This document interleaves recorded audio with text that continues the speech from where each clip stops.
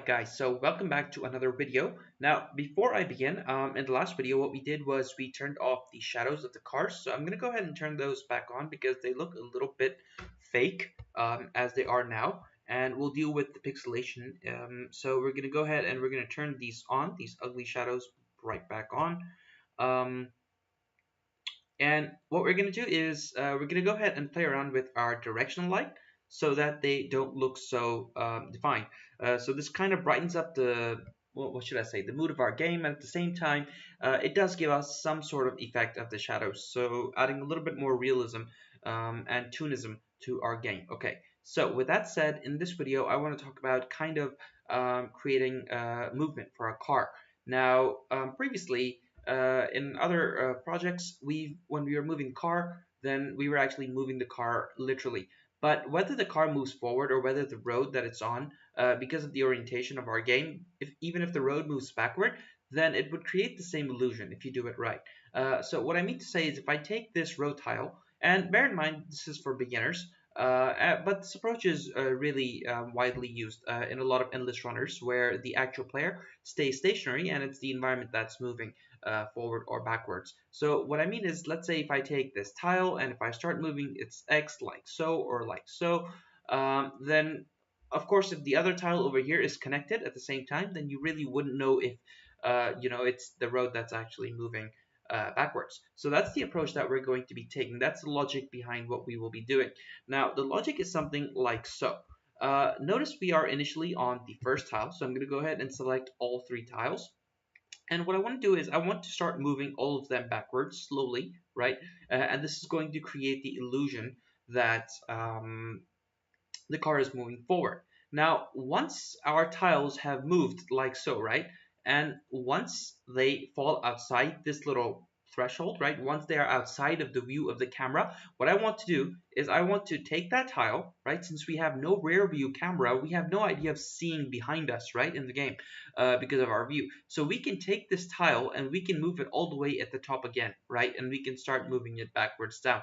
So that's the logic behind the script that we will be writing in this video. So that's very simple, very beginner friendly, right? We've looked at more complicated things like object pooling and such in our other videos. So I encourage you to look at those videos if you are making something a little bit more complicated, because you will have to do something like object pooling in other cases. But in this case, all we're going to be doing is we're simply moving our tiles down, and once the tile leaves the view of our camera, then we're pretty much just going to reset it. Okay, I hope that makes sense. So I'm going to reset these back to where they were, and I think everything looks fine. Yeah. And how exactly are we going to know when a tile is out of the view of our screen? So notice if I take this first tile, and at the moment it's positioned at 0, and if I start moving it down, down, down, down, down, and notice how it's still in view, it's still in view, it's still in view, and at some point around x equals 20-ish, that's when it kind of fades off. So I know now once the tile has moved down about 20 or so units, that's when I need to reset it all the way to the top. And what do I mean by the top? I'm going to reset it to 0. What I mean by to the top is I can reset it to where the third tile is at minus 47.6. Okay, I want you to think about what I'm trying to say here. Okay, so this is tile 1, 2, and 3. And what I'm saying is once this tile moves about to 20 something, what I can do is if by that time these tiles have also moved like so and like so, then I can take the first tile, which is already out of the view of the camera, and I can place it all the way like so. Okay, I hope that makes sense, and it's gonna make more sense when we write the code for it. Okay, so again I'm gonna reset them all back to the original position. So that is the logic behind the scripts. Now go ahead and create a new folder called scripts. I've already done that, and inside it right click and create a new C# script and call it the car tile script. Okay, I have also done that. Now, you can double click it to open it. I've already got it open and I have written the code, and I will walk you through what the code is. So this is the car tile script, and what you're going to have is you're going to have a public float variable speed. So this is going to be the speed with which the tiles are moving, and since all of the tiles are connected and they will be all moving downwards with the same speed, you will not be able to tell that it is in fact the environment that is moving down. Excuse me. All right, so we will have a public variable speed, and we will set it through the inspector. We don't need a start, but I've just left it in there anyways. And we're using a fixed update. We could have used an update as well, but we are using a fixed update. Now, as I said, we will be moving the transform of these tiles, right? So this is the transform component, and we are literally going to be moving that. And whenever we want to move something, whenever we want to move the transform, then we use something called transform.translate. So in our fixed update, what we do is we do something like transform.translate, and this is the direction in which we want to move it. So new vector 100 means it's in the direction, in the x direction, okay, and times speed times time dot delta time, okay. I hope that that makes sense. So we are basically translating it in this direction. So the x unit is the one that we are changing. Speed is going to be the public variable which we're going to input, and time dot delta time is just like smoothing factor. We talked about this before, and this is just something that is going to cause the movement of the tiles to go smoothly, right? You can try it without it. It's going to be a little bit jerky, so that's what that is there for. Okay, and then what I'm doing is, since the x coordinate of my tile, so as my tile starts moving down, notice over here the x coordinate is increasing, increasing, increasing, and we said that somewhere around 22-ish is when it vanishes outside the bottom of your screen. So as soon as it increases more than a certain point, that is, it is outside of the view of the camera, then we call a function called reset, okay? And that is what we talked about. And this function reset, all it does is that it puts the position of this tile all the way at 47.6, which was the position of our third tile to begin with. So I'm going to undo these changes here. All right.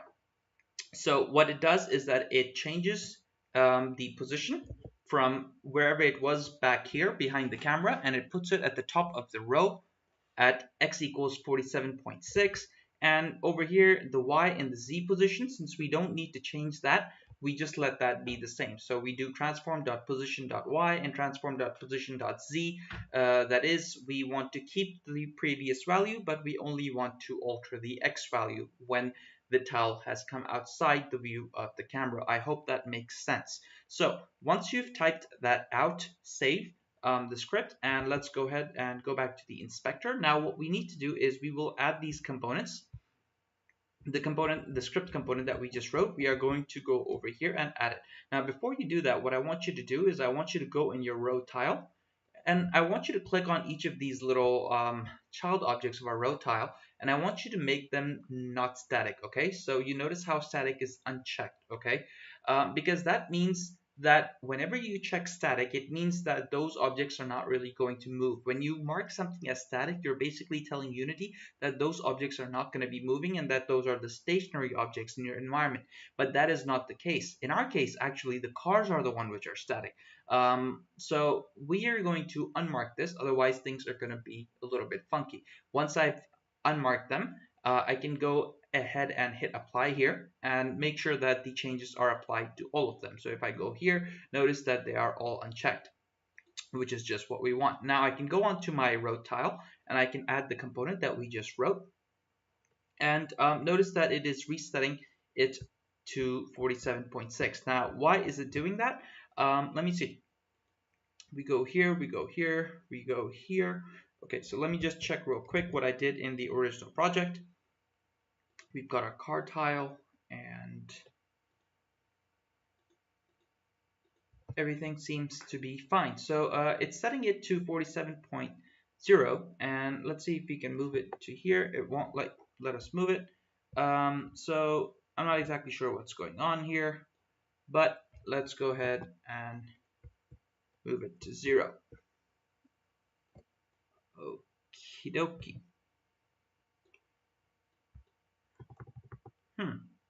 That is a little bit weird.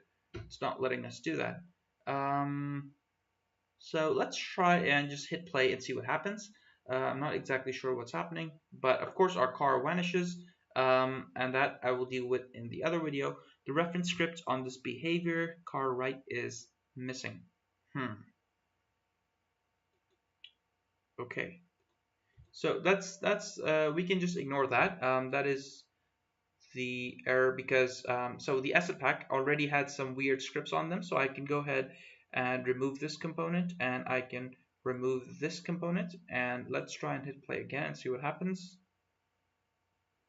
And it is still not working. Why? Okay, so some more redundant scripts that came with the asset pack. Gonna go ahead and remove them. I don't think that is the problem actually. So I'm honestly not sure why it's not working. Um,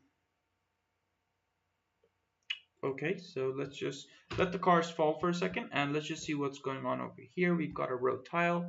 If I give it a speed of, well, let's see, 1, 2, 3, 4. I'm not really able to give it a speed, huh? What's going on here? Okay, so it seems to be moving down like so, which is fine. Okay, so let's do one thing. I'm not 100% sure as to why this is happening. So I'm going to go ahead and remove this component. I'm going to reset the tile to 0 and oh my god, unbelievable. My bad, guys. That is embarrassing. Okay, so you guys are probably wondering what the hell I'm talking about, so let's just ignore that, okay? We're back into our situation where we had tile 1, tile 2, and tile 3. I'm going to go ahead and add component. I'm going to hit car tile script, and now it's moved all the way over there. I'm going to position it back to 0, okay? I'm going to do the same thing, so I'm going to copy this position. I'm going to go ahead and add the car tile script. It's going to snap back to the top, and I will reposition it like so. And lastly, I will do that for the car tile 3. So let's see. Yeah, and I can hit apply here so that the changes are applied back to the prefab. So we've got our tiles like so. Now what I can do is let's select all 3 of them and give them a speed like so. And if I now hit play, then we should get some sort of behavior. Once again, ignore the cars that are falling down. We'll deal with them shortly, but you notice how our road is moving backwards and all of the tiles are moving back at the same speed. If I switch over to my scene view, you'll notice that these tiles will get replaced. So this one popped out and it popped back over here. And it's going to pop out and it's going to pop back here. So things are working, things are coming along quite well. There is a little bit of a gap, it seems, in one of our tiles. So that's just well, we'll work on that. We might need to reposition it. So this little gap here, but that's trivial. So we'll deal with that in the next video. Sorry for the little confusion. My keyboard was acting a little bit funny, but that's it for now, guys. And I will see you in the next video. Thank you so much, and don't forget to like, subscribe, comment, and let me know what you think. All right.